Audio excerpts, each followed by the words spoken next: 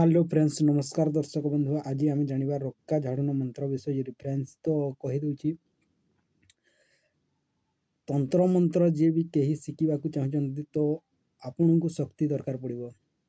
तो शक्ति केमी आसो तो आपण को नॉलेज नहले थोड़े आपण यही मंत्र को प्रयोग कर ना तो फ्रेंड्स जिते भी मंत्र अच्छी सहीटा मंत्र शक्ति बल हुए कहीं आपण पाखे शक्ति थी आपण पाखे दैवीय शक्ति थी बोले तो आपण यही मंत्र को से दैव शक्ति बल रे आपण छड़ाई पारे कहीं मंत्र आपण जानी जे आग सर बाण थिला आग बाण अस्त्र शिक्षा करुले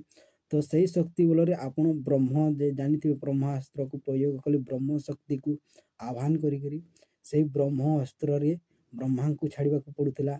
तो आपण जानी महादेव त्रिशूल अस्त्र थिला तो त्रिशूल अस्त्र भी सेमिति त्रिशूल अस्त्र जिते प्रयोग करुले से त्रिशूल अस्त्र रे शिव को छाणुले तो फ्रेंड्स सेमिति प्रकार आपण जिते बेले मंत्र तंत्र जंत्र सिद्धि करने को चाहते घुस घुस विद्या शिखा चाहिए घुस विद्या करने को चाहिए यहीटा को मंत्र को पाठ करी पॉइंट करने को पड़ो फ्रेंड्स तो आपण मन रखिपारे तो मन जिते बेले रखि थे तो फ्रेंड्स आपण पाखरे शक्ति थी आपण पाखरे जे कहीं भी शक्ति हो सेटा महादेव हंती कि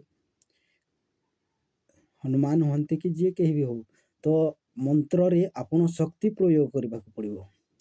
तो फ्रेंड्स शक्ति प्रयोग कर नथिले मंत्र काम देव नहीं फ्रेंड्स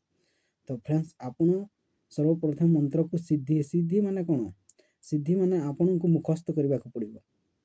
सेटा हूँ सिद्धि कहीं आम गोटे पाठ को मन रखिले सेटा सिद्धि हो जाए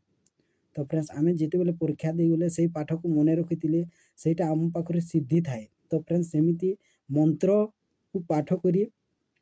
मंत्र को मन रखा पड़ो घोष विद्या रटा पड़ो फ्रेंड्स तो यहाँ आग काल करुले तो फ्रेंड्स जानी थे तो सेमिति आपण मंत्र को पॉइंट करने को पड़ो आ मंत्र रे शक्ति अच्छी तो कहीं एठी जिते बेले दैव शक्ति प्रयोग कर यही मंत्र रे तो बहुत काम देव फ्रेंड्स तो आज आम रक्का झाड़िया मंत्र विषय कहवा फ्रेंड्स जय जगन्नाथ फ्रेंड्स रकत रक्का 60 बंका जो कूले कूले अइलु रक्का से ही कूले कूले जा रे रक्का जा न जा बोली कहार राण श्रीराम ठाकुरंकर कोटि कोटि राण।